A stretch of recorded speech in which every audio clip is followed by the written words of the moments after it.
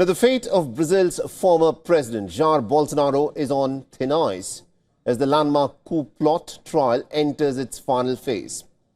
The Brazil Supreme Court has begun verdict deliberations in the case where the 70-year-old Trump of the tropics is accused of orchestrating a plot to remain in power even after he lost his 2022 re-election bid. Now, shortly after the multi-day session began, one of the Brazilian judges considering the verdict stated that the far-right former president had sought to install a dictatorship. Now, these are the images from Brasilia's Three Powers Square, where Brazil's Supreme Court is located. A heavy police presence and security barriers can be seen in place as deliberations into Bolsonaro's coup trial currently remains underway. The Brazilian judge Alexandre de Moraes, who has been sanctioned by the United States in retaliation for the criminal proceedings against Bolsonaro, has said that the court will ignore external pressures when ruling on the coup trial. If there is evidence beyond reasonable doubt, criminal proceedings will be upheld and the defendants convicted.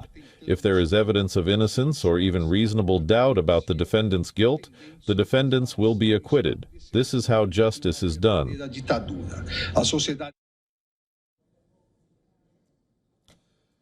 Now, the American President Donald Trump has launched a highly and unusual pressure campaign in support of the far-right leader, claiming that Bolsonaro has been unfairly persecuted.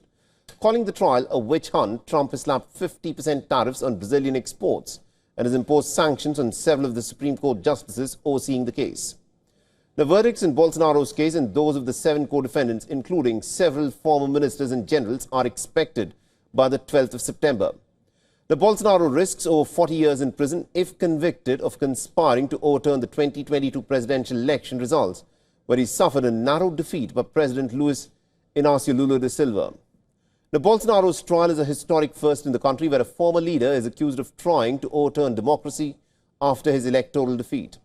Now, the case has deeply divided the country between those who are in favor and those who see it as a political showdown.